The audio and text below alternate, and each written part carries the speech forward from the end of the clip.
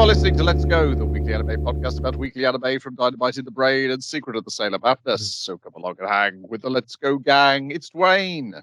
Howdy. It's Niall. Howdy. And it's me, Brian. And on this episode, we are covering the anime that aired the week of December the 9th to December the 15th, 2023, with three exceptions, beginning with the final episode of Pluto. Still has no episode titles. The grand finale. It is the grand finale where it's about halfway through, it sort of turns into an Astro Boy episode. Yeah, it's the penultimate episode to the rest of the Astro Boy series after that. Yeah. Well, so that's like kind of the storyline that it's from. But basically, America. Sorry, Thracia, this is all your fault as usual. Would you believe that most of the problems in the Middle East today are due to America? Sorry, Thracia. I mean, robot problems. Sorry. Yes. Yeah, I was It's a getting mixed up hypothetical there. world situation. No. Is a wild sci-fi world that will never fucking see the light of day. Yeah. Robot rights abuses, not human rights abuses, is different. Yes, America and the evil supercomputer. And their president. Yes. But the president was being greedy and being lied to by the evil supercomputer. As it turns Teddy out, Roosevelt. yes, the How plan could you? of the evil computer is even worse than the plan of the evil Americans. I mean, the plan of the evil computer is not quite kill all humans, kill 90% of humans. Yes, who will then be their robot slaves. See how you like it, Mr. President. And I don't think they ever discussed this, but did they put the teddy bear in front of the supercomputer just so you have something to look at? Because you can't really look a supercomputer in the eyes, kind of thing. Yeah, I think, is the teddy bear there, or is it the computer projecting the teddy bear? Well, later I on, don't you know see if the it was- president in the teddy bear's chair crying, and the teddy bear has been put up on like the high stool on top of the supercomputer. It's like, now I'm in Fair charge. enough. Okay, so he's just putting the teddy bear there. Yeah. I will say this ending, the animated version of the ending, came across clearer than what I remember reading the final volume of the comic did. But maybe they condensed things and took little bits out to make it more streamlined to fit into an hour. Yeah. There's definitely a lot of that happening. So Atom's awake and he's writing down the formula to design a bomb which will wipe all of humanity off the planet. Yeah, it's very Oxygen Destroyer sounding. It's just like, should we really set this off? Yeah, it's the super nuke that would blow up the world, basically. Yeah. And I like the fact the professor like recognized this from a distance, like kind of looked at the formula, is like, oh, that's the bomb that'll blow up the world. Yeah, that's a bad thing he's writing off. Square root of that. Oh, yeah, that's it. Let him finish. Yeah, and it's equally like, when he's writing kind of that stuff on the walls, and then one breaks out of the supposed escape-proof unbreakable cell. And now we've since learned that since being installed with a sex memory chip, he has the capacity for hatred now. So everyone's very worried, obviously. Yes. Which they're worried, and then he runs into them looking at the snail, and we get a flashback to the missing parts of Gasik's memories. We get the timeline in order, including the missing bits. Yeah. The 500 Zeus body wasn't quite as horrific as I expected it to be initially, but it's still kind of like, it's just like, oh, I've learned that humans have these things called kids that they pass their kind of hopes and dreams down on, and they kind of put a little bit of themselves in there, and it really it's fulfilling for them. I could buy myself a robot baby. I'm a robot. I could do that, and out of kindness as well. So yeah, several bits in that flashback nearly got me. You didn't quite get me this time, Pluto, but I was nearly crying. So yeah, There's lots of even bits like that. Even getting other stuff filled in, like when he's after you've got in the way of the bullet for fucking old Adolf. There, you just want to ask. You needed to ask you because this is something he's now. Yeah. He's learning. He's processing as a robot. Got to ask somebody who's very obviously kind of expressing and swallowed up by his own hatred Yeah, so does it ever go away? Does it ever like subside or anything, or does it all just kind of stick with you? And presented right after the kind of, again, in order, flashback of him murdering that same guy's brother. Is like, hey, does hatred go away? And he's kind of like, yeah, basically, it can. You can do better than that. You don't need to live for that, and you Yeah. don't need to go out with hatred in your heart, which And is how he Atom does puts go the out. snail down. Yes. He's All he's of that holding up s- he's snail, but- tightening his little grip on it though, but he puts it down. Well, it does. It would remind him of Pluto, you see, because of the Hmm. two horns. The opening bit is and the bit of Pluto, the opening scene of it. Again, this kind of poetic symmetry all the way through. Yeah. Meanwhile, Dr. Ted was like, well, as I'm partially responsible for this mess, I better go and deal with this. And goes to speak to a buller and explains to him, you're not a buller, you're a robot. I go to speak to him, but he was brought by against his will. Yes. Taxi. Oh. Yeah, like Professor Ochanomizu. Ochanomizu, thank you. I know I was getting it wrong. Like basically, like it's like I'm gonna go after Astro Boy. We're not gonna send a SWAT team after him or anything. I'm gonna meet him in the rain. I'm gonna hug him because he's my son. He's my adopted son, and I love him. And it's just like it's nice. And then the other fucking super genius robot scientist is like, what if I made things worse by giving a robot an existential crisis? That would probably help the situation. I'm pretty sure. It's like no. So you tell Abdullah that he's actually a robot based on the original guy. You're not a cyborg. I don't need to put your human brain into this giant robot body that you have in this basement that you kidnapped me and put me down in. You're a robot, so you could just do that anyway. So here's it's all like, the reasons why you're the robot. This reason, this yes, reason. yeah, And your man's it's like, fucking what? Oh shit. You're the robot I woke up with negative emotions, and they were the negative emotions of the guy who you think you are. So it's not Sahad who's that robot, it's you who's that robot. Also your scientist partner Goji, that's also you. You've got two personalities. And that does explain where Goji has been this entire time, that they kept mentioning this Goji assistant. Is like, no, you were the professor's assistant, this robot I was building, but I never finished you until he died, and then I plugged his hatred into you, and now think you're him. So I appreciate the thought that went into that, because if you're going to invent like a robot that has the capacity to, in fact, to lie to you, then if as the intelligence evolves, why it can lie to itself? Yes, that definitely seems to be the message of this episode, is that the biggest lie robots tell themselves is that robots cannot lie. And they're telling it more to themselves than they are to humans. Yeah. But it showed that again with like Atom goes to like meet Helena. He's doing his rounds before he goes off, and he has to fucking like, I gotta sort all this shit out. And he's just like like his memories like a sick Ted, what were they about? Did he ever tell you? And he's like, no, ma'am, sorry, I don't remember. I don't know that. Are you sure? It's like, no, man, I don't remember that. I'm sorry, I gotta go now. Robots can't lie, one. so I'm obviously not lying to you right now. If it's to lie is a mercy to somebody else, that's like, these things that have like, these emotions we feed against them, trying to the things they emulate off of us again, they can emulate like the worst of us or the best of us, Yeah. Even our worst things can have like a positive spin to them if you had the capacity for doing that, yeah. Before he goes to see her, though, he goes to see Brow. And Brow's getting so many fucking. It's open day with Brow. Everyone's in and out there constantly. That must be a queue to Brow. I mean, it's very open. Because Tenma went to see Brow initially. He's like, "Hey, Brow, like, can you answer me a few questions?" It's like, "I will if you let me free." Ooh, but see, he's kind of a celebrity. It's going to be a Netflix documentary. It's going to like wash his image for him. Makes so many people attracted to Brow. Yeah. Yeah. But when Astro Boy goes to Brow, in contrast to Tenma, Brow's really nice. It's the first time he's been nice this entire fucking show. Well, you notice one thing with that? I only saw this somewhere else actually.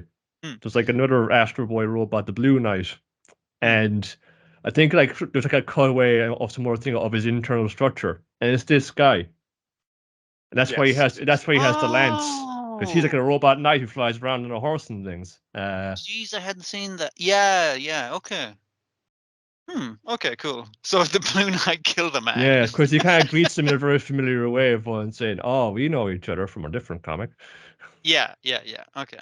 Yeah. Essentially, they had the discussion, and obviously, Astro's going off to take care of Bora, who Abdullah put his memory chip into, and is currently heading towards a national park in North America to blow up the world with a proton bomb. He's Uh, not going into Yellowstone super volcano. No. It's different super volcano, a different world-ending event. Don't worry about it. Yeah. He explains that's what he's going to do to Brow, but then he asks Brow to take care of the other threat. Oh, I get you. Yeah. I'll take care of them. You know, like Yes. mafia style. That's the in that's what an you're Al asking, Pacino right? kind of way. Oh yes. Okay. And then Brow asks to touch Astro, or Atom in this case. Which is and, the difference of like, can I have your memory chip? Can you let me free? Like it's just like, oh, you're warm. That's so nice. warm. Yes. Yeah.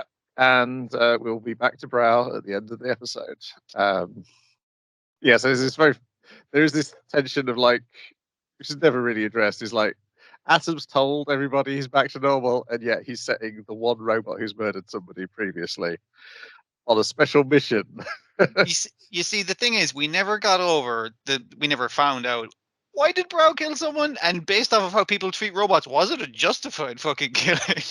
Was everyone mad at him because it's like, oh, I killed an abusive robot owner? It's just like, yeah, you probably fucked that guy then.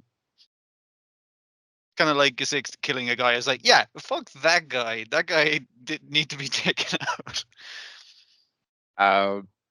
Yeah, and then he fights Pluto. Then Pluto stops fighting, and Uran's like, "I've got to go and stop my brother from killing Pluto." And the doctor's like, "No, we know Atom. We can trust him to make the right decision." Don't have to rush off. It's interesting that most of Uran's stuff is just like her school principal going like, no. Come back, child. Let him cook. Let's see how this fucking plans out. We trust Adam to do the right decision. We're going to fight, but afterwards we're going to kick back and look up at the stars, man. We got fun. What's it all about, man? What's all the hatred for, man? Who's ever like sat down and talked to Pluto? I mean, like generally you don't get the chance, but in this case they do get the chance, and they talk it out. It's okay, and then the scientists and the robot. It's a weather robot. I forgot the meteorologist. It would be like a terraforming robot, basically. Yeah, but it does understand mechanical functions of the world as well, because it kind of goes like, hey, the world's going to explode, and they have a big meaning. It's like, the world's going to explode. Tell us out. Well, only under these specific. Oh, that conditions. robot, like, you mean? No, I thought you meant another one. Right. Yeah, he's got like it's very Steve. Yeah, he looks very like Steve Buscemi as a robot. That's what I like about him. But yeah. He's basically like he's everyone says like, well, it's only under these specific circumstances that the super volcano is going to explode, and he's like, yeah. Here like if someone drove like a big robot in it right now, like it's happening right now, and they're all like, oh shit. And even Ochana Maru later is kind of like, there's a random guy who's there for the entire end scene, and I love the fact that he's just there. It's like, I'll just stay quiet. Well, he's essentially got to be the guy who's to say, no, you shouldn't go out into the park. No, you shouldn't do this. Put on a helmet, please. The professor's right. It's just like, it doesn't matter if I'm at the fucking thing of the super volcano blowing up when it destroys the world, because it's just like, where are we going to evacuate to? The moon? Not yet, baby. Yeah. And so the peril is that while he's certain that Atom can defeat Bora, the problem is Atom will melt before he can complete the job, which is why Pluto has to save the day and sacrifice himself for the good of the world and terraform the park. He gets his glade of flowers after all. By introducing, like, I guess, an aurora across the entire world. They imagine it as like a scientific effect when certain metals bond together to just like suck out the temperature of the surrounding environment. Like just cooling the volcano right at the point of explosion, basically. Yeah. And then Roosevelt's like, God damn it, Atom. We take care of that problem. Plan B it is. And then Browl steps in, and Roosevelt's like, "Oh, good, Browl, you're here. We can team up, destroy all humans." So Brow's having a great time strangling the president and doing a counter line. It was like, "Oh, he's so warm and soft and weak, unlike Atom." Yeah. So supercomputer's like, "Oh, bro, you're here. Let's join up." And Brow's like, "I got one weapon on me. It's the thing that's holding me together." So throws it at the supercomputer, and the supercomputer's like, Dag nabbit. Yeah, pretty much. Yeah, I like that I like that Roosevelt doesn't really show emotions even Yeah. to the end. It's like it's come up with some sort of Mild merciless annoyance is the logic. closest it gets to, basically. Yeah, it's like, dang. I thought Just the like, murder robot had shown doesn't up to help me plead, murder doesn't all like do humans. it. That's just fun. And why? Of course, you're going to go and do a thing like that, chunk. Hmm. Good ending to a good series. Yeah, like even in the middle of that whole thing, like Adam is fighting Pluto before he gets the red eyes, he gets the blood mist on him, and he just fucking just has it out. He's just one punch it off one thing. He kind of says, all those dudes who killed, they wanted to put that life behind them. They never wanted to be there. They never wanted to do that. They all feel that, but you killed them anyway. And she said he has he's to kind of get in the like opposite position to them, where he's yeah. nearly been pushed to kill, whereas they were trying to step away from killing. Basically, that was their entire thing. Yeah. Yeah, but he has to kind of grapple with that as well. It's just like, the same way that he would feel like no fun. Well, it's a hard way to justify it because he was put in this awful position, and he had all this hatred put into him. So, well, I feel justified then because you killed all my friends. I should be allowed to kill you, but he doesn't cross over that line. Yeah. It's again like, there's this hatred, like it comes over and all again, like, that doesn't beget anything but more hatred. So you got to someone's got to stop. Someone's got to say enough. And if humans won't do it, then maybe a robot can. Like, I know it's not his best work, but like, how do you feel like it was as an adaptation? I know it left a lot out. Like, there was a lot of, like, Yeah, it's much better than Monster is as an adaptation. It gets much closer to having the pace of the comic. I think by doing it episode by volume, basically. Yeah, the only place I think it visually falls down is those scenes which are like crazily hand drawn in the mists of the tornado. It's a difficult thing to try and get across, and I'm not sure they pulled it off. Yeah, just actually, and it's like they didn't even need to do some of that now as well, because for some other of unanimated bits, you can if there's like a documentary, I think it's on Netflix about like or on the YouTube channel or something like that, but like the making of this, and it's like you can see like the kind of cuts, the kind of didn't all pretty good kind of explosions. There's a battlefield in North Iraq, and they just kind of, we can look even more risky and better by like doing this, and kind of blaming a kind of CG effect explosion over that, and just like, complete just kind of vomiting over and saying, well, what's the point of even drawing it then? We're just going to do that. We're layering it on top, making it look cooler. Yeah. Saying, look cool to begin with, look cooler to begin with. It's kind of overcooking it, trying to get extra out of it, which it doesn't do it any benefits. But again, and you say precept or something's got this many robots in it, it's like, didn't CG the fuck out of all of them. Yeah. I do wonder if that recently announced The One Piece is going to be in a similar format of hour-long episodes. Kind of a little. Well, like the same thing would be a volume an episode, or because they're calling it like Romance Dawn, so I assume they're just doing the first the first part of it, basically. They say they're doing East Blue Saga. It's pretty much up with what the live action series recently just covered. Yes, because I assume they realized, people are interested in watching the animation after watching the live action, and those people discovered just how much of the animation there was to watch, and that it was started 24 years ago. Yeah, because it's another excuse to do it because it's the 25th anniversary kind of thing, and it's just like, but a jumping on point for people, and it's the standard thing of just like, just watch as much of it as you feel like, and it's still a weird one as well. That one to like remaking something that's still currently on television. It's it feels a little bit like when they remake, like, we gotta remaster this game that was released, like, it was already like, like when we should remake The Last of Us. The Last of Us is like a couple of years old, right? That was as good as it gets. Like, why you gotta remake it? You do have Detective Conan like doing that the entire fucking time just to fill space to kind of spread it out a little bit. It's like, let's redo that whole episode. Then we've also got Akuma-kun episode 6, Love and Hate, in which we revisit a Pacific Island episode from the Bearden series. Yes, it's a sequel. A horrifying tragedy riven sequel. again, I feel there's- like the demons aren't the worst thing. It seems humans are the worst fucking thing, basically.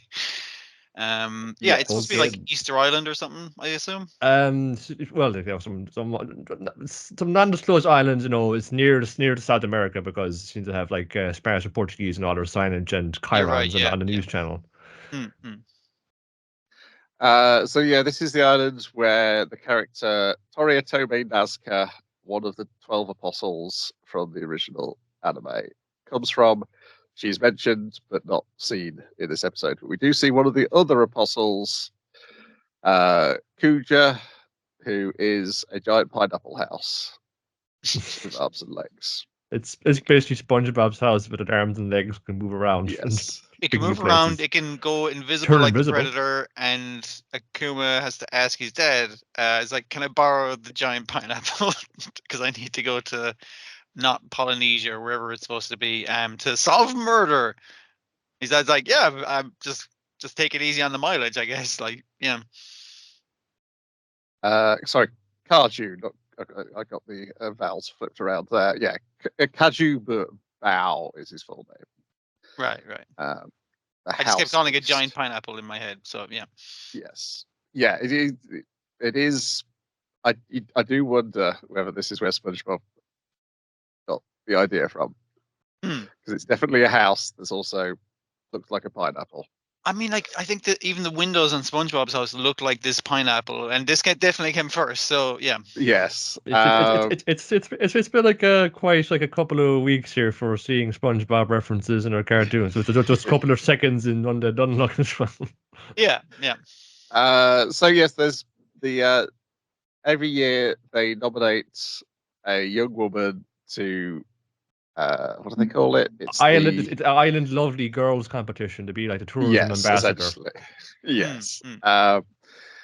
In honor of the aforementioned apostle, and turns out she didn't show up because she's been murdered Why and did? laid out in a ritual image of stones making her look like an angel. And wouldn't you know? And is it another one of these demon demon nails, or nails. is it the same one? It's a different one. I think it's stuck in the head of the Moai statue. Yeah. So he's using the pineapple to like basically give him a boost so he can get it out of the head of the Moai statue, and then the cops Just are as the coming. cops It's like, oh fuck, we gotta get out of here. The cops are coming. It's like we're on the lookout for two foreign youths who are wanted for the murder of this young girl, and they're hiding out in the pineapple at sea. It's like it's gonna be very difficult to solve the murder from the sea of the pineapple. And obviously Akuma-kun's like, yeah, cool. He's just looking at the nail, obsessed with this nail. Yeah, so they investigate the murder, and it's solved by Gregory, who she can go undercover while they're hiding out. Taunts the suspect into killing himself. Yeah. So I mean, like now they've worked out a system where for every time they help her, she gets a stamp on her card, and if she fills up the book, I guess she gets his heart. But yes, like that seems fair. But because she like caused the suspect to shoot himself in the head, it's just like one stamp, and you're lucky to get fucking one out of it. Yeah, I do like the line about you could have brought him in for a question instead of doing your one woman play. Yeah, she had a whole like Sherlock Holmes thing. It's like, I'm a devil. I'm here to teach you of your sins, and it's just like, come on, fucking just catch him, bring him back. We'll prove he did it. Like, why do you have to do this whole thing? It's gotta make it fun for her. I mean, Yeah, that's why Akuma-kun is all about this. Is that he won't investigate this like these things unless it interests him. He's only about that nail, but saying a woman has died. Akuma-kun. Can you get your head around that? No, man, these nails, man. These nails are in my mind, man. I'm dreaming about these nails, man. I've one all up my head. And then falling out at the point saying, go fucking, like, go after nails. I'm going to fucking look for the real fucking killer of this, for this poor woman's mother right here, all right? Again, they're falling out a lot, like, these guys. Yeah, they're work colleagues and totally not friends. But they've managed to get the young woman's mother to hide them up in their bar so they can do their investigations while Gregory kills the fucking main suspect. Or sorry, causes him to kill himself. But yeah. Party 2. Yes, he clearly summoned a demon. He before he shot himself, he did say that he'd spoken to God, and God told him that the thing he wanted to do is not in God's remit, so you should summon a demon instead. Um, which he has done. And so Akuma's going to go back and look at that magic circle. But when he gets there, it's gone. The police wiped it up. But in its place is, what's this kid's name? Seraphos. Yes. Hi. He's like, look, I've got one of his hairs or somebody's ghost. You can question his ghost instead. I'm helping. I'm your friend. Trust me. Yeah. I saw the mayor taking bribes, and also, and Alita was my girlfriend, and also the top lovely girl. She was fucking sleeping with him to get favors. The reason they managed to figure out this guy initially is because they saw him in the news footage, like explaining this stuff. Because I think it was like one of the island policemen or something like that. But he had a promise ring on. And I was like, ho. So she had a promise ring on, so that might have been specifically between them. It's like, oh, she was doing the mayor to win the lovely girls contest, and therefore make a career in modeling. I think was the thing she was going for, wasn't it? Yeah, yes, something like that. Yeah, but I summoned a demon to kill the mayor, but it killed her instead. It was really her I was mad at, not the mayor. And also because I killed myself, I haven't properly completed the contract, and so that demon's running wild around on the island still. And now it's in her mother. Mephisto, who's dealing with the mother, who's now possessed by that demon. Or very drunk. You know, she got 2 bottles of wine deep there. That is true.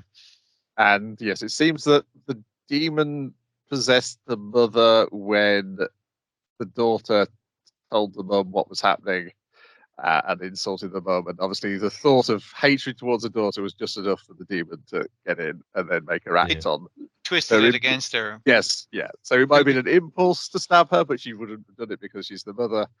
Like she happened to be chopping vegetables, and like it was the specific wording, and it's based off a thing they told Akuma and Mephisto beforehand, that she said, like, I basically wanted to leave the island and do bigger and better things, but I stayed here because my daughter, and I'd raise her here and it'll be right. And it's just like that she's more important to me. That, and then the daughter's thing was like, I'm not gonna fucking die in a shithole like this. I'm fucking going to bigger places. I'm gonna drag your ass with me, mom, because this place sucks and you're an idiot for staying here. And she's like, motherfucker, I gave you the best years of my life. That's all it takes. And she even said, look, fucking, I'll go for it. I'll make a ton of money, and then you can open a restaurant in Paris like you always wanted to. Hey, what's with that knife?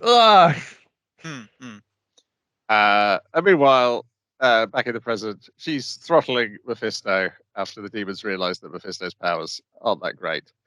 But then the mum's mind comes back, and then we cut to Akuma finding Mephisto outside the bar, and the bar's now up in flames, and the mum's burning to death along with the demon. And Akuma stops Mephisto from going back in the building because... Does he argue that it's the mum's decision to do this, that he shouldn't get involved? It's something on the lines of, it's like, hey, it's outside of her hands. She chose to save you and to sacrifice herself to kill this demon and to pay back for her crimes of, even for a moment, like hatred towards her daughter, that kind of thing. And Mephisto's like, that's fucked up, dude. This entire situation is super fucked. And we also get Akuma being called Ayeshma again, which is the Zoroastrian demon of wrath. Check out your Wikipedias. So that's there's Zoroastrianism in there, especially one doesn't get wheeled out too much. I know that and Mazda, and that's all. The cars. Exactly. The Zoroastrian god of light. Let him guide you to a better, safer journey. And we have been going through some of the deadly sins, right? So this would be what was this one I was thinking? It's not envy. Come on, we already. That's also just called love and hate. Well, I have sins and kind of big powerful emotions that go beyond this. Now it's just this was like a hateful act, but it was driven from this place of love and not wanting to be like lose someone who you care about. And similarly, the police guy. Yeah, I summoned a demon. I did it for love. But the thing is, though, like, or it comes back against these things you lie to yourself about, isn't it? It's like, no, Yeah. all this time, Pluto and Akuma were just like intrinsically linked like this. It's all about, like, because there's someone a demon or kind of like this, to just do whatever you program to do, and it's just like, okay, I want you to go after whoever I hate the most right now. Your girlfriend, gotcha. No, not that. But you would miss, like, then there's there's something in there, there's some kind of resentment in there. Like, you love them, but there is this resentment in there, and you have to face up with that. Yeah, so essentially a big part of this is just setting up the obsession that Akuma Kuna's got with this nail and how it's distracting him from the job at hand of being an occult detective. Then we've got Scott Pilgrim Takes Off, episode 5, Lights, Camera, Sparks. What? In which we watch a documentary about the production of Scott Pilgrim's Precious Little Life and how it collapsed. And Ramona has taken on the job of Envy's stunt woman in order to remain on the set because they were going to throw her off because she had no reason to be there. Yeah. Like I've been watching What We Do in the Shadows, and I got to the episode about the home improvement guys. So it's, instead of it being a documentary about vampires, it's now the home improvement show with the vampires in it, and keeps cutting to their vampire shit. And so I really like the format where it's just like, instead of us watching it, it's watching a documentary crew watching it. It's like, wait, so you're playing Ramona Flowers' stunt double, and your name is Ramona Flowers? Is like, she's like, yes, it's a complete coincidence. Wouldn't you know it? And essentially, Wallace continues to change the production, and it's a big part of why everything falls apart. It's mostly Wallace's fault, but I mean, like, he's just being Wallace. You can't really help that. Yeah. No, he has to go and run some more lines with Todd in their trailer. Splitting apart the celebrity power duo of the century. Yes, he seduces Todd, and Todd being an idiot. Wallace is not. Yeah, and that's kind of, it's not actually what causes the collapse, because the collapse is right at the end when Matthew Patel shuts it down after he's read the script and discovered that it's he's defeated in like the opening fucking fight. And it's just like, fucking bullshit. I'm not having that happen. He's really fucking like taking on this whole I'm a fucking high flying business persona right here. He's like, fun backflips up onto the rotor blades of the helicopter and saying, "Here, my business card." Just like flicks it and it embeds it in the ground, the concrete. When he did that backflip in the suit with his hands in his pockets, I was getting major Sanji vibes, and it's a good look for him. It works, yeah. I know, man. The confidence he took on from Gideon is actually all fake because he didn't actually kill Scott. Oh no, my image. Like, I like the fact that kind of exonerates him from killing Scott, because A, we know, like, he was there and he thinks he killed Scott, and B, he's just like, but my self-confidence is entirely based on that killing Scott Pilgrim, right? And he's like, dang. Well, I still own a massive multi-conglomerate company. Yes, so his confidence now is probably based on defeating Gideon. Beating up Gideon, or Goose, as we're going to call him now, because that's his name. Gordon Goose, as it turns out his real name is. And at the end of the episode, we learned that he's staying with Julie. We also learned that the vegan portals being created by Scott's kidnapper are much better than the ones that Todd's able to create, so it could not be Todd. Also, Todd is too stupid to come up with any kind of plan like this. Like, it's established the guy is a moron, and there's so many great bits in it where, like, he's been rejected so hard he's eating the biggest tub of poutine. Like, it's just so nice. Oh man, if you fall out the wagon, you gotta do it hard and you gotta do it in style. And you're in Canada, so what else are you gonna be? But I like the fact that he doesn't go meat. Like, he goes like cheese on chips. It's like, that's good. Like, that's a real fucking. I say it's a low for a vegan, but it's a delicious low to go down on. But like I think the only real actiony stuff we get, because we got a lot of that in the last episode, is the Envy Adams versus Envy Adams stunt double versus all of his stunt doubles, all of whom are defeated by himself. We're both manipulators. We're just getting other people to fun and do our shit for us. That's it. That was a good joke. Yeah. Let me fix this whole thing. Todd, we're just like an on-set fling. As soon as the film is done filming, we're going to be like, this thing's going to be off. But I love you. Yeah. Of course you do. We had Sparks. Watch Sparks.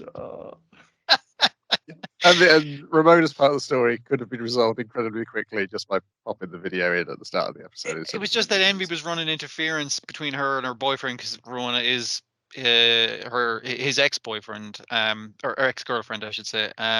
So it's just like I just need you to look at this video and she can go like, yeah, that's not his portals. His ones are all like, and these ones are all like square and like really refined stuff, not the same portal. Yeah. we've Well, also got she's being a bit of a tool though, so Yeah, that's yeah, when it happened. we've also got Stephen and Knives running around in the episode. They first trying to get a song into the movie, and then they're trying to sell something to Matthew. This movie, that's James' song. Yes, that's what I assume. I'm sure that will pay off in later episodes. Yeah. Oh, also we get so many young Neil jokes of him not understanding the production. Is like, I don't remember writing this scene into the movie, but must be there. I don't know. Yeah, it's a little bit more sedate than the previous episode, Yeah. but it was still funny. Mm. And I guess next week it is Julie and Gideon, because now Julie's name's been added to the list as possible kidnappers of Scott. Look at them there in the dark, plotting, I bet. Not just watching telly together because they're too layabouts. She was very vocal about how much she hated Scott at any given opportunity. So yes, there is that. Yeah. Then on to things which actually aired this week. It's Detective Conan, episode 1106, Kid vs. Amaru, Queen's Bang, part 2. In which, do you know what the special is at the restaurant? Is a big part of Conan's deductive process. Like it was a conversation we were having earlier. What's the fucking special? And Zero's kind of like carbonara, and he's like, okay, I'm gonna ask her. Hey, did you try the special? It's like, yeah, the chef had like a weird name for it, like what was it, like I can't remember, but basically he uses like the translated name of it or something like that. Well, she uses like an alternate name for carbonara. Yeah, but it is the correct name. Like, so she does know what it is. Yeah. And then they're asking the public safety guy about the Idol show that he went to. The reversal, like, I think it's because it's Zero who asked them that question. It's kind of like, you weren't expecting Zero, because the whole time he's very like, why should I answer a small child at a crime scene? I don't have to talk to you. Where's your badge, small child? Get the fuck out of here. And Zero's like, no, it's cool. Like, I'll show him the evidence. So he's refusing to answer, which is the correct fucking thing. You don't have to, if a small child questions you at a crime scene, you don't have to answer shit. Ask him, am I being detained? And if not, fuck you. But yeah, that's what catches him. The Idol show lingo that an Idol fancier would know. Yeah. Was it He's scene? out of date. It was like he used it like out of date. It was like the Idol fans these days would use this phrase, whereas you use this phrase. Yeah. I was just going to stroll down with some hip cats and see this hopping new girl group. It does try to make you think that it's the woman from the restaurant at the advertising break, but she was just wanting to take a photo with kids calling card. I like that because basically, yeah, all the characters, like, after questioning from a child, like, leave the crime scene. We cut to night, and she's like looming over it. It's like, oh, and then our detective guy shows up. It's like, hey, get away! Don't touch that. It's evidence. And she's like, I just want to make it my phone background because I'm a big fan of kids. Like, and he's like, nope, get the fuck out of here. She goes away, and then he starts putting his hands on the case in a very suspicious manner, and then Conan's like, would do that if I were you. The scene will fall down, and then we get the explanation of how he did it. Is essentially he puts another case on top of the case, so he opened up the fake case that he brought along with him, and this was hidden by the white paint that he sprayed everywhere. Yeah, because you see it in like a bench that has like 3 parts underneath it, and has 4 parts underneath it before the crime, and it's like, okay, I see. So he just slid that one out, popped it on top, and you can't tell the difference because the entire thing's caked in paint. Yeah, so it's Conan and Amaru explaining to this, and he's like, fuck it, I'm taking it, and the ceiling collapses, so he rushes out to the roof, where he's caught by Amaru, and he's like, how? You were just downstairs. It's like, no, you see, I found the guy who you disguised as from earlier in last week's episode, and I disguised him as me, and I used the detective badge from Conan so I could speak through the badge, and I hid it underneath his cap. And Amuro was hanging back in that with his head down, cap over his head. It's like, I'm being all cool. It's like, nope, it's my friend dressed as me with fake tan on because we had to disguise him as me. But he's hiding in the shadows. It's fine. You won't even notice. You don't even know me that well.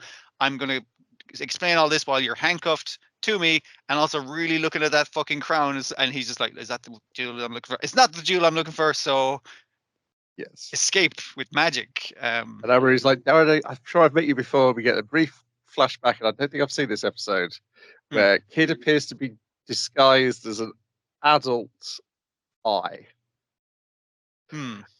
was like, I don't remember seeing that episode. Maybe I need to go back and find that episode, because why on earth would he be disguised as, I guess, Sherry is her adult secret ID as part of the Black Organization.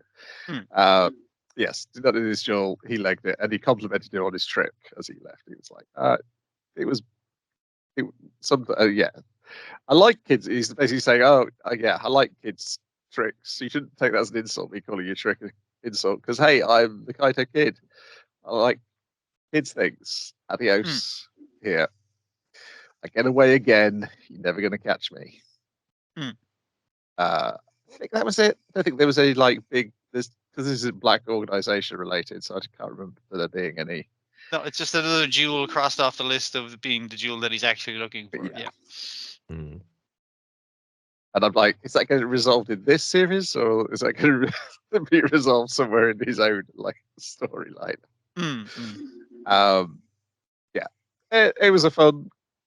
It had a decent like it balanced this. It made you think that it was the woman from the restaurant. It did enough of that to distract you from the real thing. And I think it was an honest. You could have spotted how he did it based on everything it showed you. I'm sure if you go back and watch episode 1, you can clearly see. You can see those background details of the bench and everything. Yeah, with the one bench with the extra leg.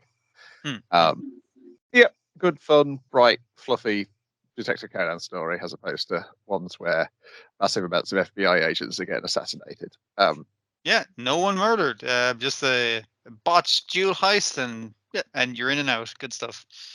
Then we got Spy Family, episode 35. Enjoy the resort to the fullest and bragging about vacation. And the first half is everyone gets to enjoy the resort to the fullest. And I was like, is your only got good coordination in combat? Because there's a lot of her, like, Lloyd not really hiding his reflexes and her sort of slapsticky flying around. Her body is built for murder. It does that very fucking well, and then everything else is kind of like, not really. She can pedal a bike pretty good. That's super strength as well. Yeah, that's true. Because that came up in a recent chapter. It came up in this as well, where she accidentally pushes Anya too far. It's like, oh no, my body's still in murder mode. She pushes Anya too far on the surfboard, and Lloyd has to do a sweet hang 10 and grab her. It's very silly, but it's all like really fun fluff. Like most of it is a montage to a song, and I was just like delightful. Love it. Great stuff. At that one time, we saw Vegeta's mom and took his family on holiday. And then bragging about vacation is all three of them sort of bragging about their vacations. Or at least lead to like a deeper, like, quandary and like a personal inventory towards the end. Yes. So Lloyd and Twilight as Twilight, he's getting the mission debriefing. It's like, yeah, there was a lot of like weird people disappeared off the boat, but they all had forged passports and shit. And he's like, yeah, nothing to do with me, so I don't really know what that's about. And she's like, more importantly, how was your holiday? And he's like, fucking terrible. I hate it. I'm never going on holiday again. It's very stressful because my child made me skip and everything. I'm just I can't handle that kind of pressure. That guy's gotta relax. Yor brings her office colleagues a souvenir. It's this very cute skeleton that her daughter told her about. It's supposed to bring us back like like sweets or biscuits or something like that. Come Or on, wine. Come on. We're all wine moms. for Bring fuck's us sake, wine. like a luxury cruise line. Like usually you buy something kind of a little bit flashy to show you off you were at the expensive luxury cruise line, wouldn't you? Oh, I'm sorry, I'll do better this time. Yeah, you will. Even Yuri's bragging about it because his sister's back. Oh, he's very happy at his senior goes. Are you? Yeah, happy. Is he? Looking forward to The seeing your seniors, sister. he's like, I'm going to see my sister. My sister's coming back. And he's just like, is your sister coming back? He's like, wow, are you psychic or something? He's Well, like, no, yeah, I'm fucking Well, psychic. Or it's something. the open of the locker is the thing. Is the gag It's punchline. just the photos. It's just like Yeah. no, it's not. Just you put those kinds of photos there. Mm-mm. And then Anya's bragging at school that she went on this luxury cruise liner, and it turns out that they're not impressed because they're all super rich, and so she has to make stuff You're up. going to an elite school, going on the Superliner like Becky's even been on it before, so it's not a big deal. I did see celebrities. I saw Kusari Gamma Barnaby. He's like a big figure in the underworld. Like, who now? Whatever. And everyone she says is like, is that a circus performer? That sounds weird. Oh, She's like, was it like a guy who could control elephants? Wasn't it? A guy who Yeah. controlled. So the guy could go like a whoosh. Yeah.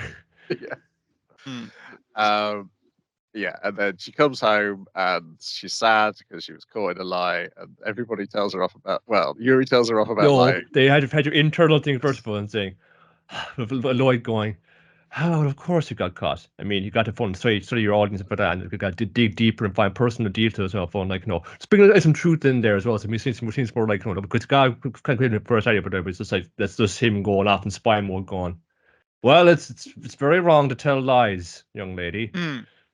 Yeah, he's like, yeah, sure. Yeah, don't Yuri's lie because you're a small child. Trash, fucking lying and responding, sit trying to fun fucking vermin infesting our country with their lies and deceit. You just want to go to hell. I want to kill them all. Yeah, I've won. Because Liars are trash. Don't do that.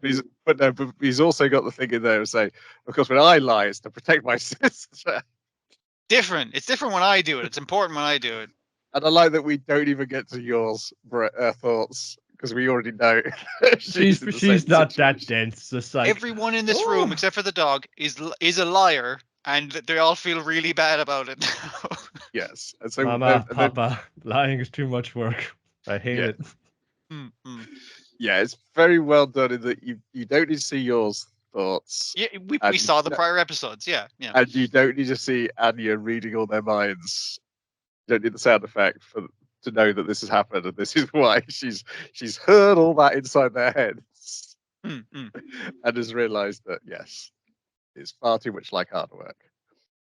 Like you get that a lot more now, where we don't need to hear the sound effect of Anya reading the mind. We know that that's what'll happen if she's in the scene, because when they're walking off the boat, Lloyd is kind of like, I don't like all these Secret Service men around. It's like they're fucking looking at me. And Anya's like, a normal dad would be skipping and jumping with his skipping and jumping daughter, and he's like, I am on holiday. Like she's automatically like reading the room and making her father do things that make him wildly uncomfortable, so it's good. In the previous episode, they used it more for her expanding her abilities of like locking down where a person was geographically.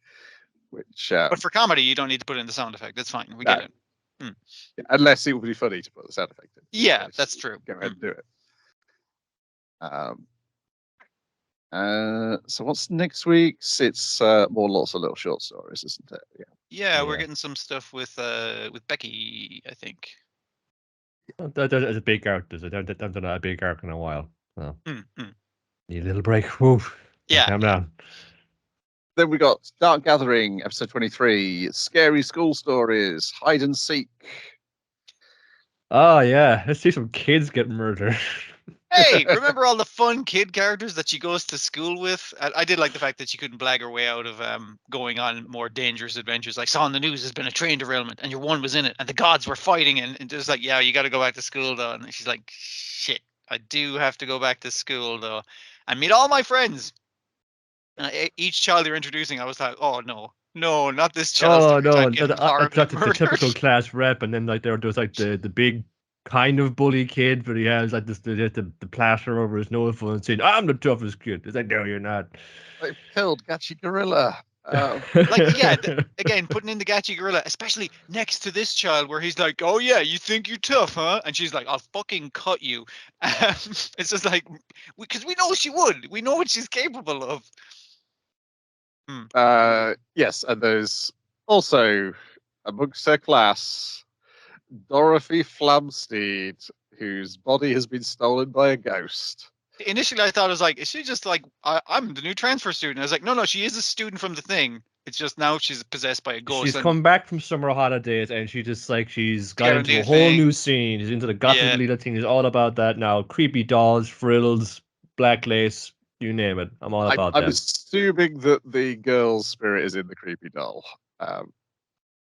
I would. Yeah. I'm kind of hoping this. Otherwise, like the kids get caught up in the haunting this time. It's like I can see maybe they can come back, but usually when like their bodies get taken over, that so far we've seen they don't come back. So either that child is dead or it's in the doll.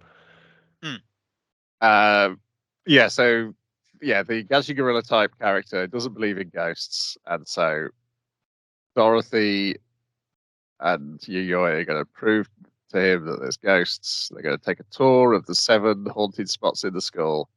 You always already Yes, checked these out previously, and then Yeah, they're just like basic ghosts. It's not a problem. I never saw the need to exercise them or anything. They'll go away in their own time, basically. no big deal. but it turns out Dorothy has put markings around the school, making all the ghosts head towards a particular location. She'd done this previously. She determined that even the lowest level of ghost, it still has the urge to kill within it. So if you drive them towards each other, they will murder the ghost in front of them. But what happens if you force them all into a room with a more powerful ghost who's got an active curse going? You What basically happens put all then? these crappy ghosts in, like leading them into each other, and they all start eating each other, and then one ghost is going to come out of that, and it's going to be so fucking nasty. It's going to be a nasty It's fucking literally ghost. what Yayoi has been doing all this time in her bedroom. But it's wrong when I do it. I mean, like Yes. she's using the ghosts of perfectly innocent ghosts that would pass into the afterlife, rather than I'm a monster and will kill people, which is what Yayoi's been catching and putting in dolls, basically. Yeah. Well, it is a vengeful ghost she's feeding it to this, because originally she was feeding Yeah. to each other, and now she's feeding to a vengeful ghost. Now, this vengeful ghost might not have originally had murder on its mind, but now it's eaten so many ghosts, it definitely does have murder on It its was mind. And the other thing about it, it was in a locked room, so like no one was going in it up until the point where she let all the ghosts in Guess it who to be found the fed. key? Yeah. Don't open that Give it door to and let the evil out. The fucking Give it to demon. Gachi Gorilla. Let him open the door. No, don't. Now we're trapped in the shadow school with the ghost of this teacher who was super depressed before, but now he's super angry. So we learned the Yeah. tragic story of the crying teacher, which initially was like, yeah, crying teacher, that's not that scary. Like teachers have a tough life of it, and it's like, oh, what if they were being bullied by the children? They fucking really had it in for this, dude. Yeah. I assume this is a thing that happens as well, because I like not literally ghosts and shit, but like it's students bullying the teacher. Because yeah, I've seen it more with like teenagers and stuff who know that they legally can't be fucking touched by the law and therefore try and get away with shit. But this is like very small children doing these awful things to this guy. It seems to pop up a lot, particularly in like in Japanese like media. Anyway, it's like we've seen it as a basis for some major choice in this anime alone. It's just like there may be just like a number of incidents that's kind of characterized by this sort of viciousness. Take it to like fucking. What about the old man that get turned into the old dude gets turned into like an alien robot? And he's got to fight a teenager who hates Eiichiro Oda. Yeah. Inuyashiki. Yes, that's it. Or like it opens with like, hey, we're a bunch of fucking like not even high school, fucking middle school kids. We're gonna go to the park and beat up homeless people and film it. Yep, that's in the latest Like a Dragon as well. Like the fact that it's come up multiple times, it doesn't make me think that it's definitely a thing that's happening, but it's absolutely a thing people are worried about. Some of it is a bit like, the fucking youth of today have no respect, etc. But I don't know, like I suppose this like gonna be kind of latch onto these like again these fairly vicious cases, and You know, maybe it's maybe I don't know, maybe it's something that fun doesn't need wrestling. But it's like, you know, then you get something like Dark Gary and saying it's probably going to try and blame it on the media and things. It's like, yeah, we're going to, like, you know, have an episode where we can kill the kids anyway and all this like other unsavory stuff. Well, we don't. I mean, yeah, he gets Gachi Gorilla, but he just seems to still be alive after he's been got. I mean, like, he's not well after he's been got. That's what I but mean. yeah. There's maybe some hope to get them back. All right. I'm still not 100% sure. Are these the actual children who did torture him into killing themselves? No, or is he no. just blaming random children, basically? He's just lashing out at it now. That's what I He's gonna, figured, like, be okay. super creepy. We're gonna play hide and seek in the shadow school. I'm gonna have my fucking distorted voice in the bag over my head. Oh, Because again, I if killed you're watching myself, this- like, he fucking, like, did it as well. He kind of hung himself, like, and then also fucking dug into his neck with garden hedge shears, clippers. basically, He yeah, had yeah. his head encased in a Terror Bozu doll, you know, to keep put up whenever it rains. Also, the crows came into the window and feasted on his entrails before he was found. So he has that going for him as well. And the in his haunt visualization of all space. the little photos of all the children who tortured him, like, and when Gachi Gorilla gets got, like, his photo gets burned by the candle, and I was just like, okay, so it's like, again, very video gamey of it. It's like another one crossed off the list. But as the standard with the show, if you can watch it with fucking headphones, the sound design's so fucking creepy and good, man. It's I do like it.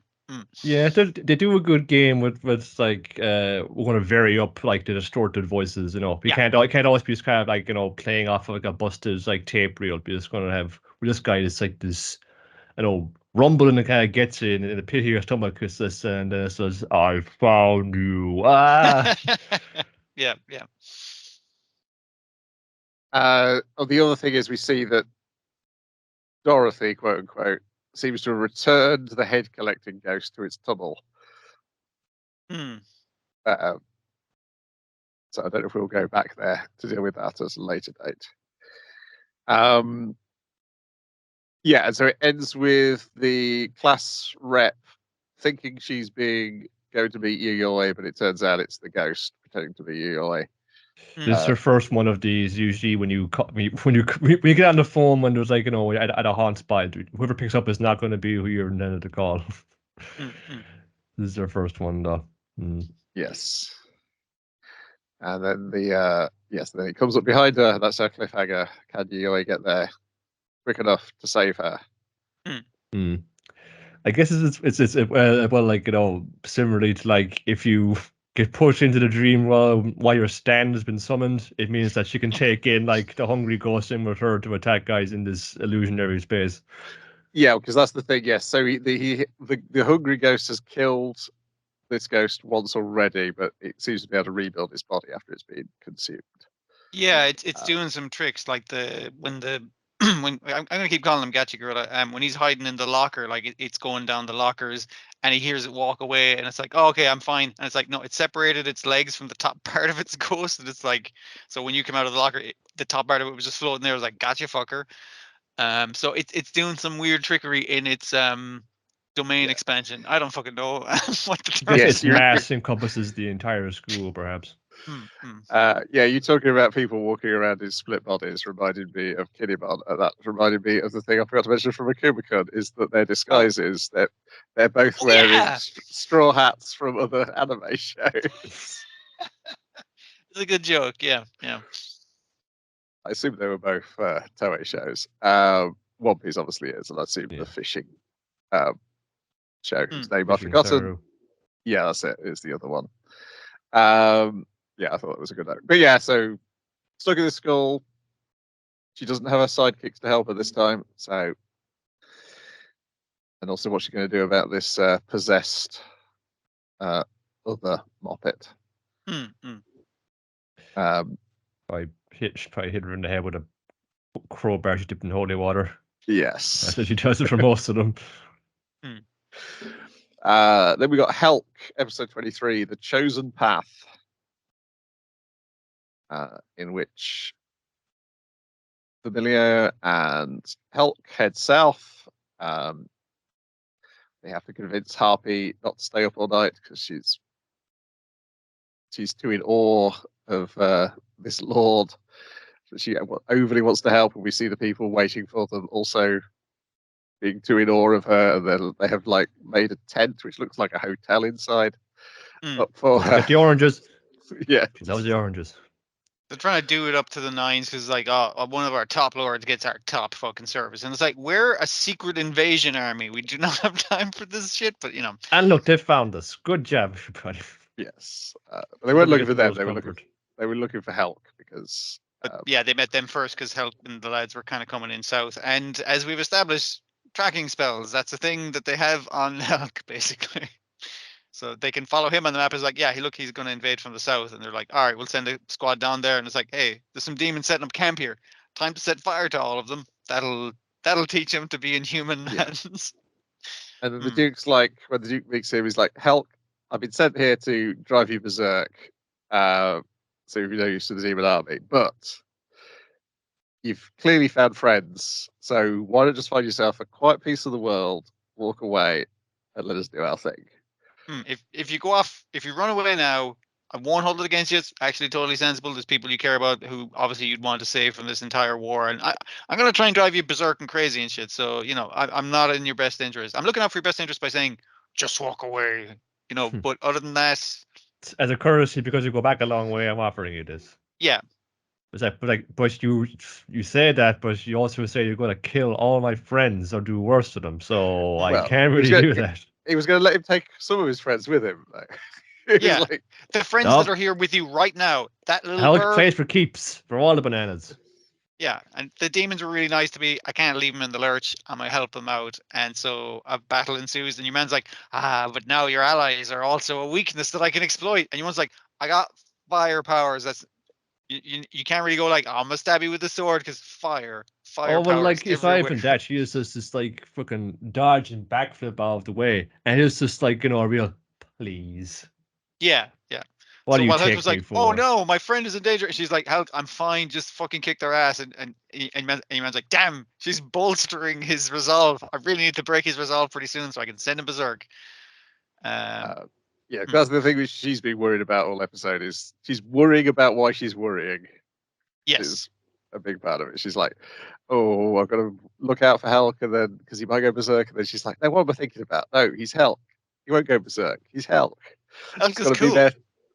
Just got to be there to be just be faithful, have faith in Hulk, and just be there to support him. It's not worried about it so much. But they did leave Pee Wee behind, so they don't have the calming song available. Well, I guess she could sing it, and maybe that's where this is going. Because part for I guess inspiring speech to get him to get his head back in the game is just like her usual thing of balling him up for being fun. Saying, you can't do something like that. How can be fine, you fucking idiot? Just get on with it, bucka. Oh yeah. I was glad to see Pee-wee at the start of the episode because like there's been so much flashback to dourness. It's like, oh thank God Pee-wee's here. Whew. Okay. Yeah. Also, it looks like most, if not all, the demons who got attacked at the camp have survived as well. And they got stabbed up and set on fire a bunch, but like, including that weird ninja guy we've seen before in the he's just wearing like the stagehand ninja suit. He gets saved. So yeah, they're okay. But yes, the Duke's playing his trump card at the end though, and that is God, I forgot the name already. Alicia. That's it. Well, it's just wearing a helmet. Like, that could be any woman from Hulk's past who he had his tragic parting with. Hulk's not girlfriend, but she wanted to be his girlfriend. But yeah. Yes. And also, but Rafi does ask Mikaros, he's like, "You're absolutely sure she's going to be under control?" And he's like, "Yeah, I fucked up on that other guy, but yeah, no, I got hurt, like mind broken. No problem there." Yeah, definitely won't happen again. Somebody returning to their human personality. I assume it's going to happen again. Mikaros seems overly confident, which I guess you would be if you planned something for 1,500 years and you're now executing that plan. Yeah. You'd assume that plan's going to work. And also specifically the feelings that awoke the last guy to his human nature was romantic feelings about someone who he'd never met before. So this is like, these two got a history, and I'm just like, well, that's even more likely to fucking make it work then, right? Yes, and also the history is her being in love with him. Yeah. Because So Hulk is just oblivious to any romance coming his way. If I have relationships, and because I'm like, a miasma of profane mist, I'm pretty sure I do. It's just the Yes. thing he's going to need to put him over the edge. I'm just going to sit here and try and grow my eye back. Yeah, fun episode. And these final few episodes definitely the action is working better, I think, than some of the early ones. But obviously, it'll end, and then we'll have to wait a very long time, I guess, to see if there'll be any more. Otherwise, just get on by the comic. Just go on reading it. Yeah. Any shortcomings you might have with it, I think, would be dispelled immediately by consulting the Yes. original texts. Exactly. Yeah.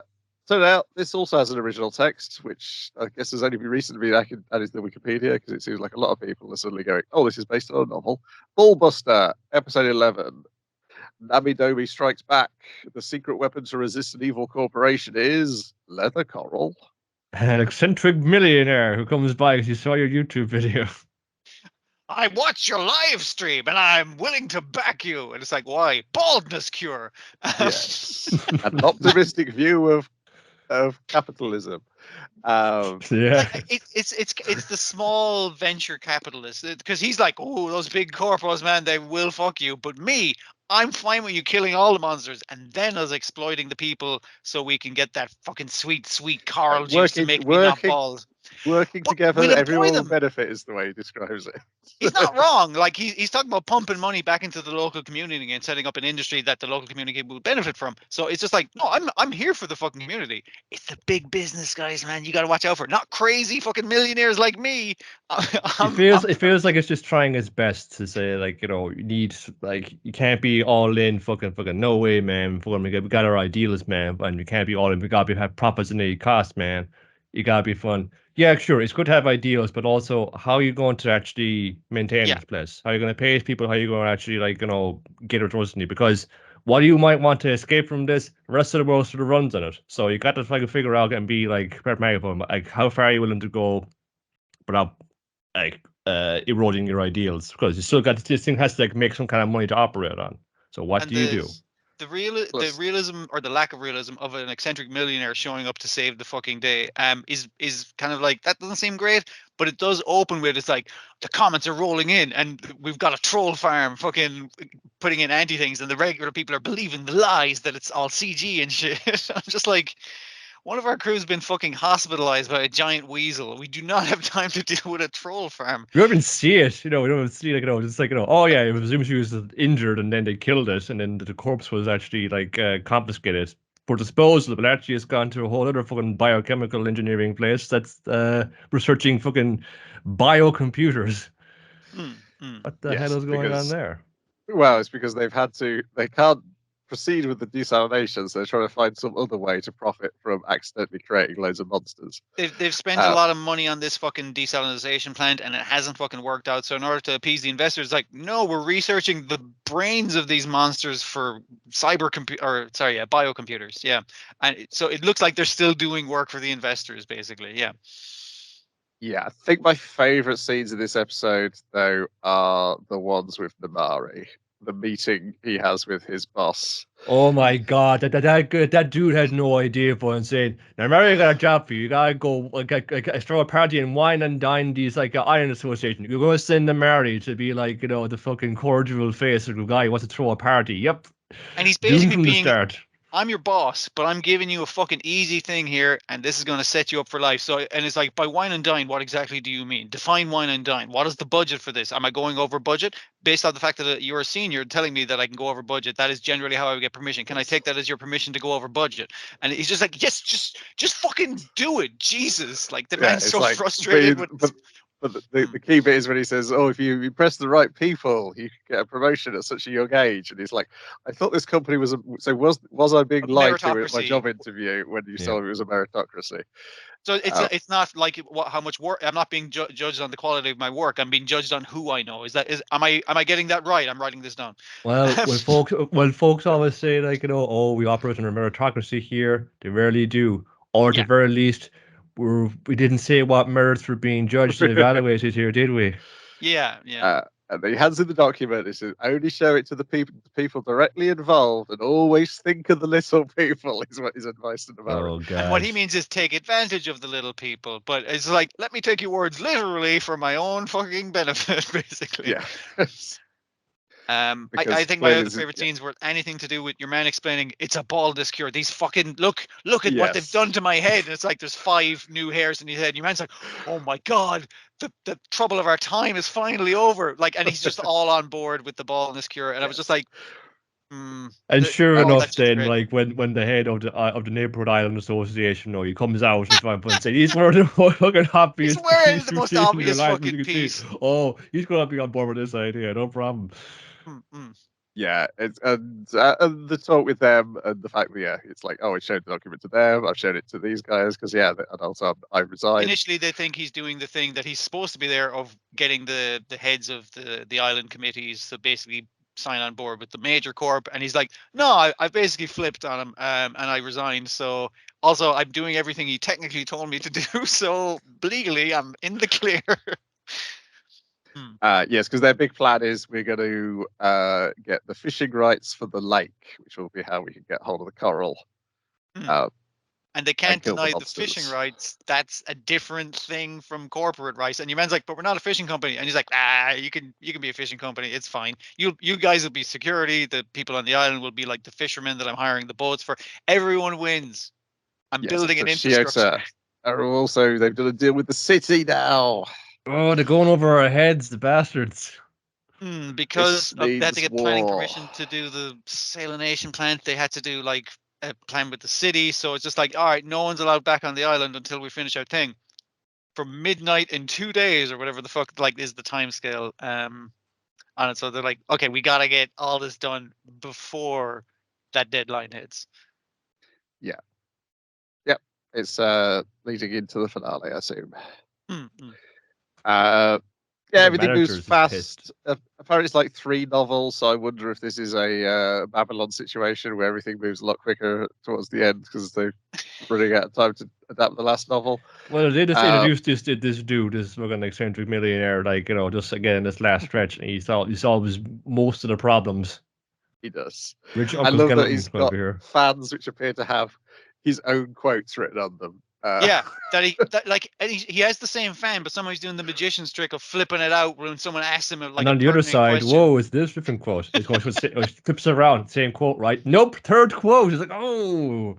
Yeah, the fact that he's a visually interesting character, I think, at least waylays some of the plot convenience for me. And again, it's the thing of like, he's such a fun character, but then he also enhances my other favorite bald fun character, which I kind of hope it kind of comes down to the line to the accountant is like, I've done some fucking crazy accountancy that's going to win us the day. Maybe not, but still my favorite character in the show. It's just because this is how we get anything done in Japan, because you gotta get the right people behind it, and that's middle-aged balding men who still got control over most of the services and authorities in the country.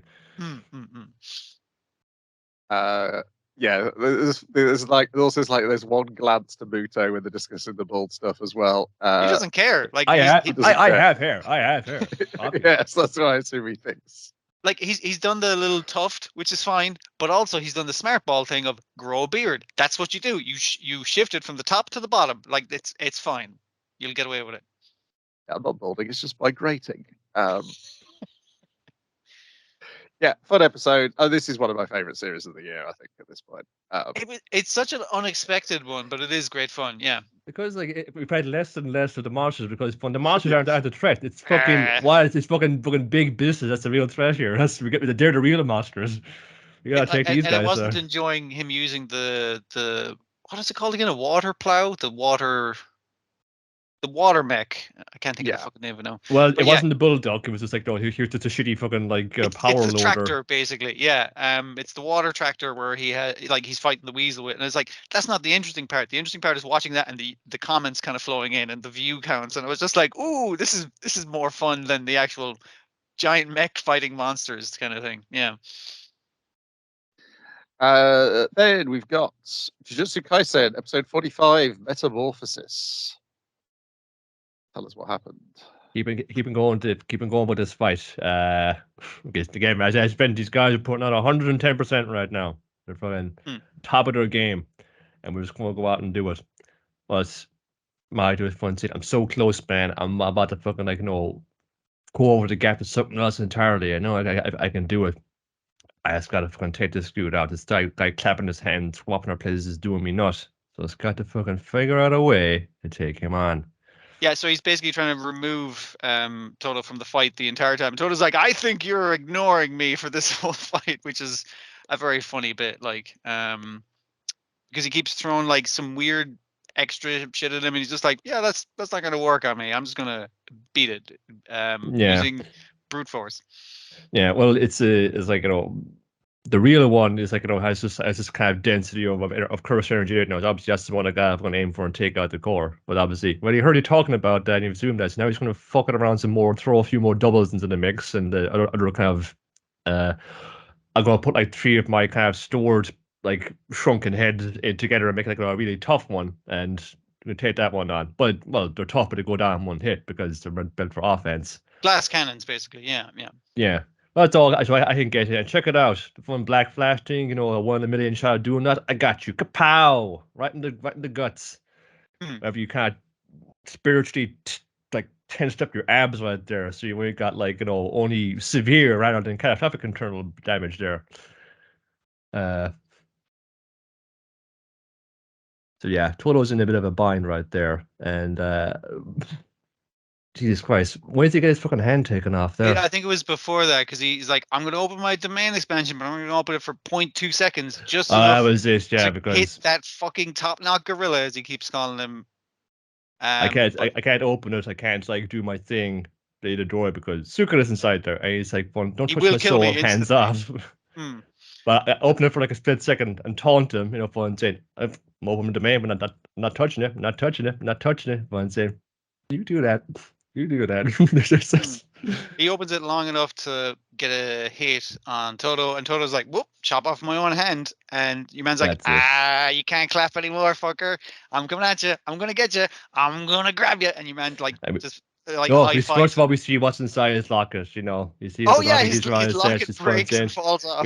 Here's a photo of, like, whatever his favorite idol. And then the other half of it, it's his brother. It's Itadori, and this is what he does for. And then we have, basically the intro to the Toto show plays, the heroic intro for his show, where he's doing the moves with his idol. She's fighting alongside him. It's like, as the like artist interpretation, this is happening in Toto's mind.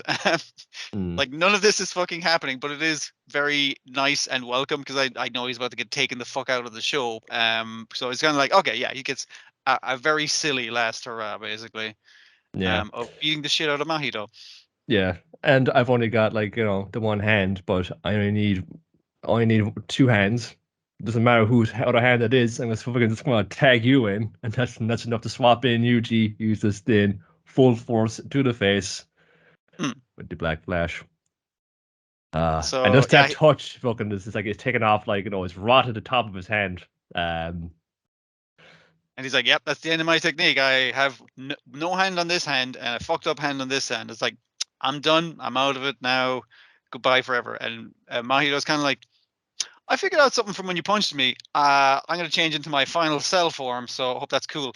So he grows a tail and some freaking Guyver elbow blades kind of thing. Yep. You know what he looks like. He's a bit like I did the Wicked City do, because they're kind of like spikes and you can like shoot them out like super fast, like straight away as well. All your horror favorites are in there. Everyone said, "Oh, this is even worse than before." Like, he's super duper tough now. What's happening? But he's taken a lot more hits than just we realized from before. He's about to go in for the coup de grace. It's just like, oh my guts, yeah, that's not cool. And I usually took, like, kind of cracks it, right after that 1 in a million chances of Black Flash. I think I can do it. I think I'm fucking just like in the flow right now. I just been kind of busted up so much. He's fun. His leg is kind of shaking. He's just fun knocking on top of it, saying, "Stop shaking. I gotta stay steady, because I gotta kill this fucker right now." And I appreciate that they let Toto get in. It's just like, fucking what is a clap? But it's what is a clap? But an expression of joy of the soul. And he claps his fucked up hand into his stump. And man's like, oh shit, I'm gonna switch. And then he just slaps that fucked up hand into a stump. And man's like, wait, I didn't fucking switch. He's like, yeah, you get punched now, fucker. And Toto's just like, That's all I needed. which I was like, it was a good dummy. And then we get the excellent scene of him imagining being a fleeing bunny from the wolf that is our main character. I do like that visual. It is kind of where he's just like, oh fuck, like he's not even, he's just crying and yelling, and Yeah, that was a great chapter in the comic. It's it just like comes across really well in this. Yeah. like the rabbits and him are running, they're fun scampering away, but Yuji and the wolves, they just like they don't chase, they just walk. They just keep walking because They this is just walk and inevitable. stare. Yeah. It's just inevitable if I'm saying. All right, you know, you win this one in a way because I guess I am like you. I guess I'm just fucking built for killing as well. And you taught me that, and I can go and kill you right now. And you could reconstitute and maybe borrow from the recursion of hatred. I'm going to kill you again. And you could do that again, and I'm going to kill you again. I'll kill you every time until, you every like, time. long I'll after kill I'm every dead, cursed maybe they'll spirit I figure ever- out why I did it. But I'm just going to keep doing it. It's all I know what to do right now. And yeah, in my head, I was kind of like, oh fuck, what have I made? Oh, this was a bad idea. I shouldn't have focused so much of my attention on him and kept fucking calling out his name. That really, yeah, that was a bad idea. Oh, my friend is here. Please help me.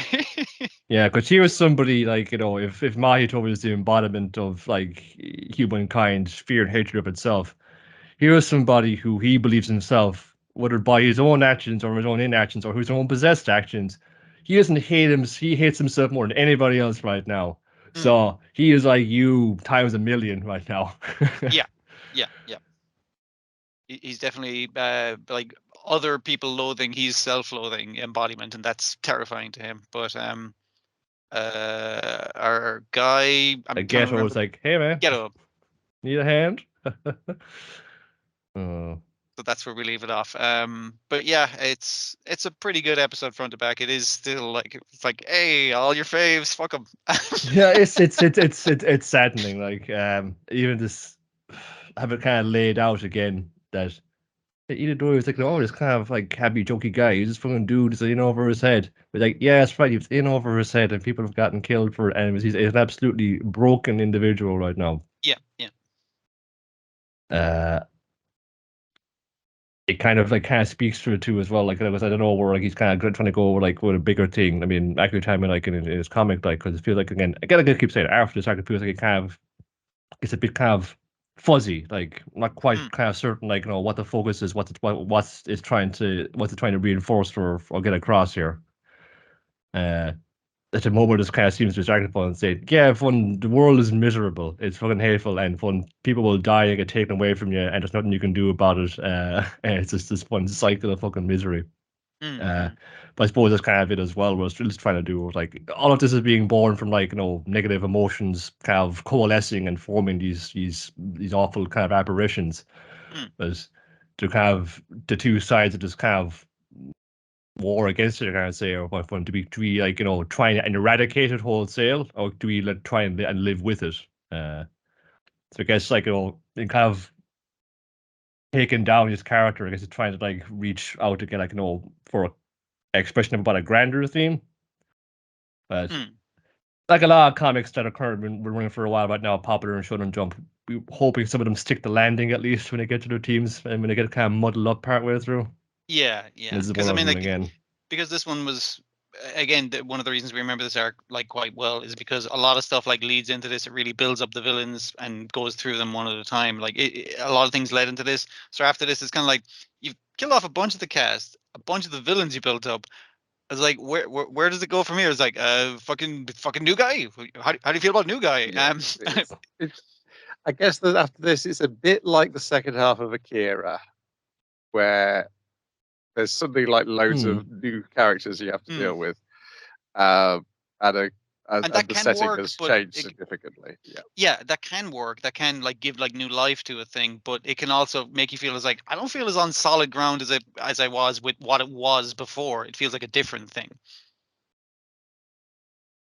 Yes, I guess this is the point to now go and watch the film, even though it's played it slightly differently in terms of the anime. I think this is around the time in the comic that the film came out. Yeah.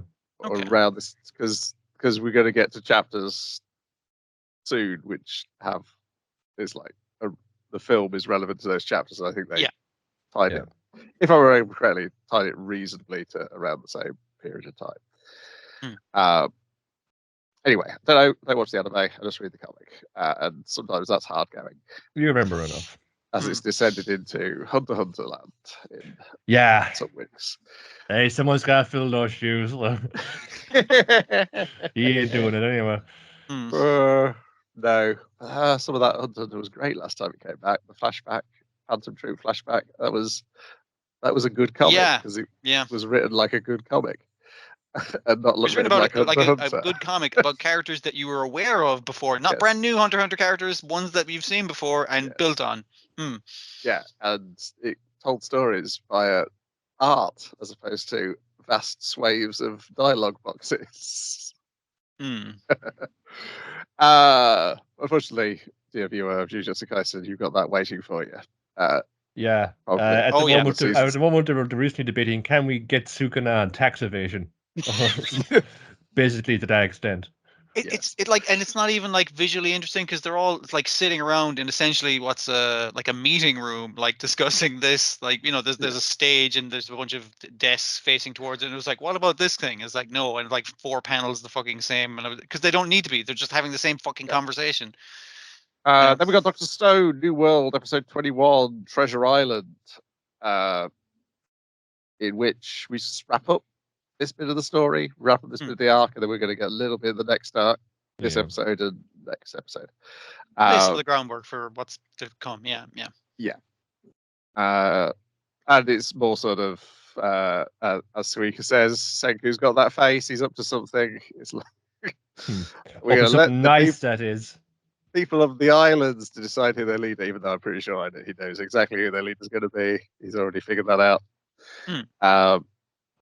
You're basically setting up the Treasure Island to be a staunch ally in their nation, into the Stone Nation as they go about. Get to the moon, we'll abuse them for lots of people. We'll abuse them for their manpower to make us fucking copper wire, and also benefit their lives by giving them the technology. It's like, what a monster you are, Senku.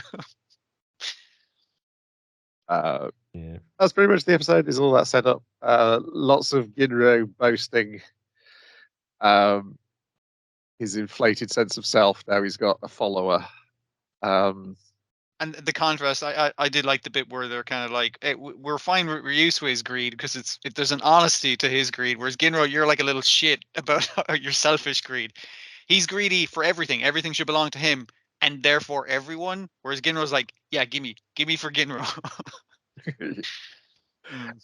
We get discussion of who's going to get sent to space. We're going to need a pilot. We're going to need a scientist, and we're going to need somebody to fight on the moon if we need to fight on the moon. We gotta get our best, though.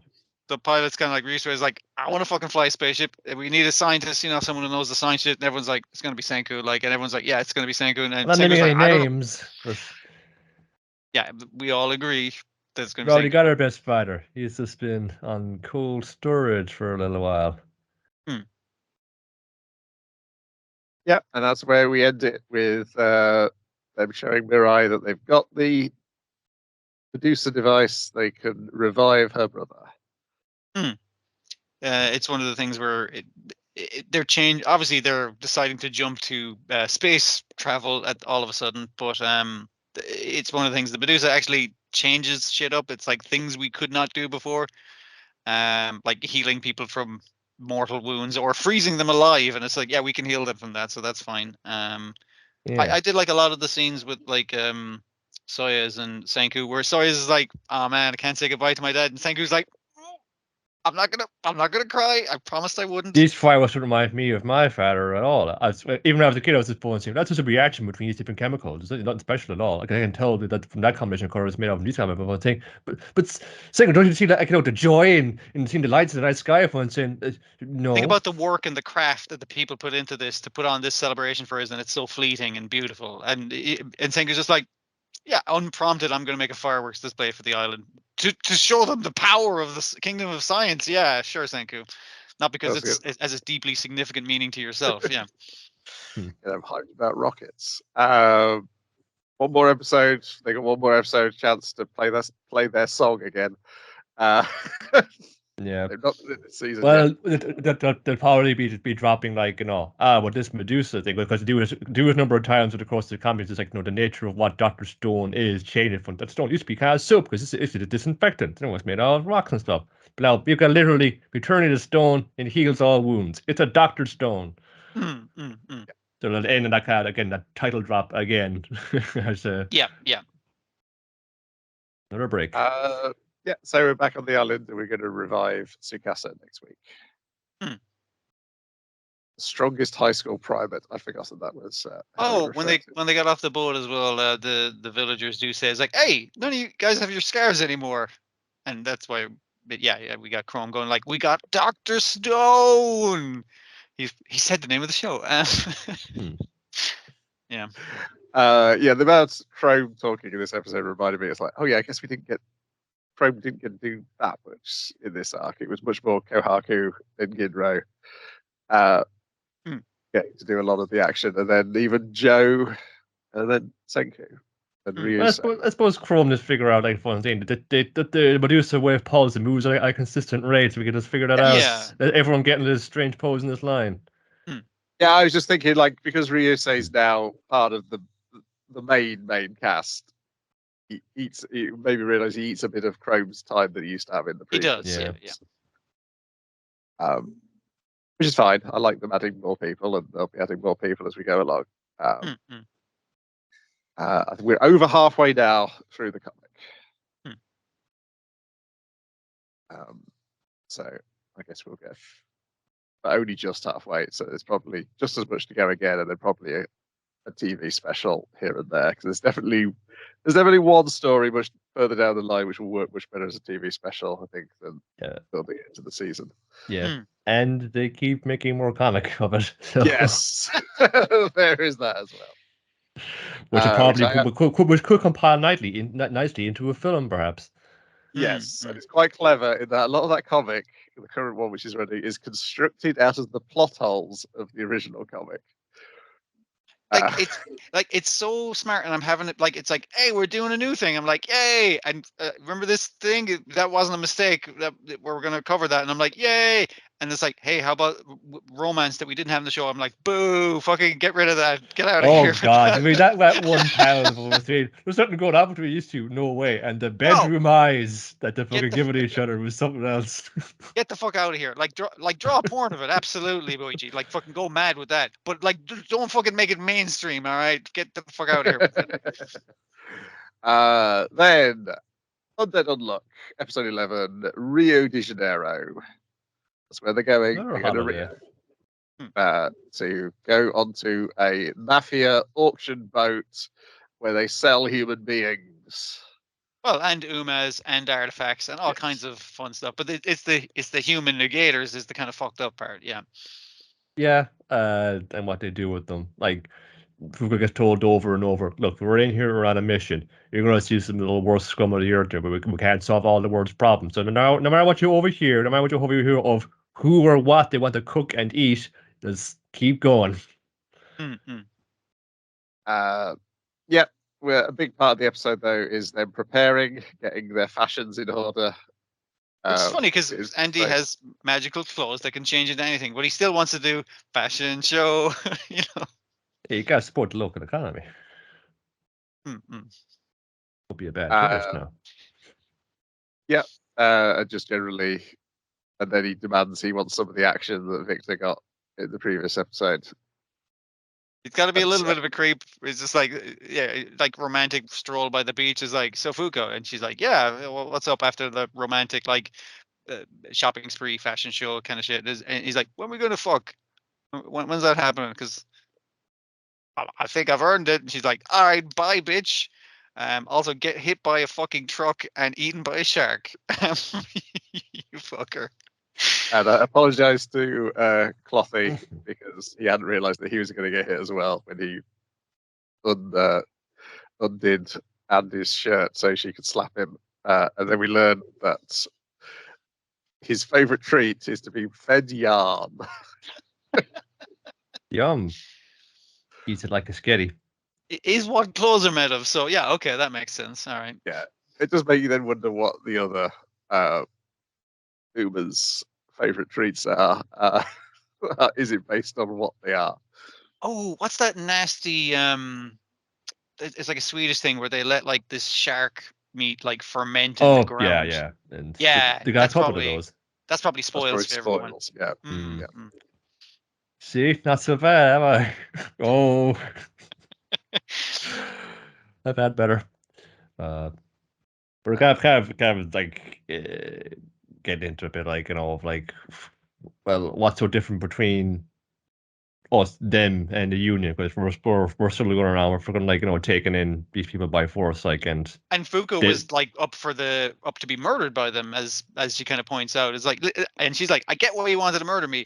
I'm incredibly dangerous, especially to people I fucking care about. So yeah. But like, But she's like, what makes us from better? meeting other ones, there's like, fun. Well, I thought it was just me, but now I know there's loads of people over the world, and I can sympathize with this because they don't know what the hell they should do with this now. Should they keep away from everybody else? Should they try and go on? And lays it off and saying, well, you can either kind of live with it and lead whatever life you can. You can just sort of despair at it, and then whatever happens with that, you fall into despair. Hmm. If it's going like really lead into it and they become a criminal, like some we're about to see very shortly. Or, as I kind of found, from taking on these guys, and you had a little meeting with Huiz about this, about like, what your potential could possibly be in this organization in the future in it. Maybe you just kind of fight against it. If we just vote and go right for it. We're trying to kill God here. So I say, let's try and kill God before we settle on one of the other two options. God is into this, and I'm gonna fucking show him how I feel about the situation. Yeah. Whatever it is you're going through, like, you don't have to fucking just suffer with it. You can try and struggle, and you can try and fight against it. You're not. Don't ever think. Don't assume you're powerless to change any of this.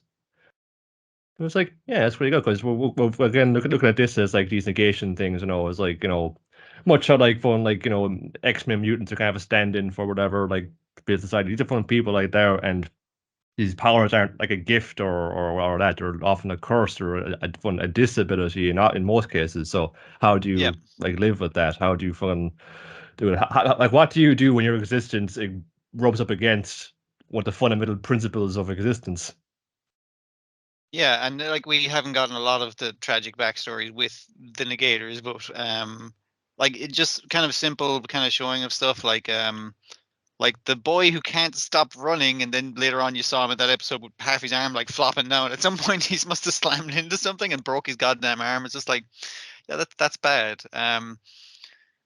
There's negatives and positives to negation, basically. Yeah, and we get there are infiltrators on the ship. Some of the negatives upon deck. English, so they must be negators, and these are. I think we only get Latla's name, and Fang's name. We don't get Creed and Rip's name. I thought we got Rip's name.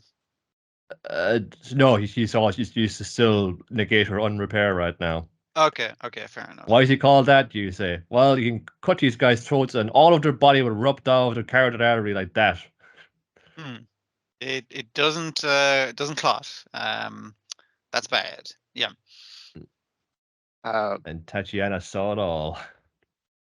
Tatiana like hanging over the edge of the ship like a weird giant ball. metal sphere. Like, but I'm the stealth operative in this bit. I think her design works much better in color because you can clearly see the tie. Yeah. Yeah, I did not pick up on that in the black and white. It is actually a lovely piece of design, and that very expressive mono fucking eye really works very well. But yeah, and it do as well. They do clever little things before she's getting all kind of like kind of loved up seeing Fuko and Andy together. Like, it's like it was going to like reflect the light off of like where her cheeks would be, and that's going to be her metal orb face is blushing. It's like Very clever. I see what you're doing. Yeah, fun episode. But obviously, the action is going to kick off next week. I don't think we ever get an explanation of the whale that brought the 4 infiltrators. You've seen a lot of things happen right now. Like just roll with it. Like we see like Unrepair throw his jacket over herself. Before he slits those guys' throats, because this is about to get very bloody near it, and then the other guys hop off the whale, and she's like, "Why the fuck did I have to come like dressed to the nines and stuff like that?" It's like, well, we need to get these guys in, we need to get in to let these guys in, and then we're good now. And it's like we don't need to be in disguise anymore. You And, see, you didn't want to go on the whale, okay? You see, you didn't want to go on the whale because you didn't you want didn't to want to be covered in spat out slime. of the whale, so you got to go in dressed in the nice dress or suit. That's how this works. Just once, I want to go to a party and I could get covered in bodily fluids. Is that so much to ask? Dear. And that's it for this week.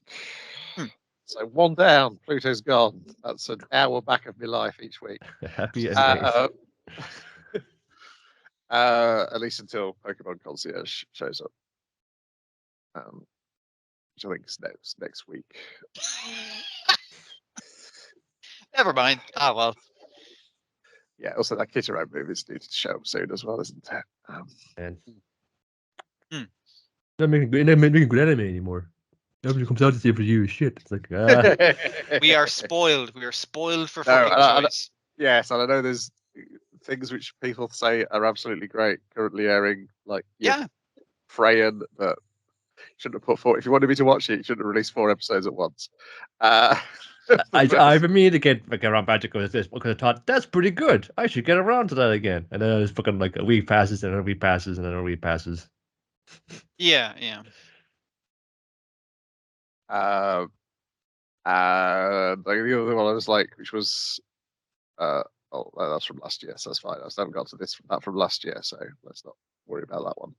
It's not going to happen then, is it? Right, that's it for this week. We'll say goodbye now. Goodbye. That'd be enough. Bye. People have got early See ya. mornings.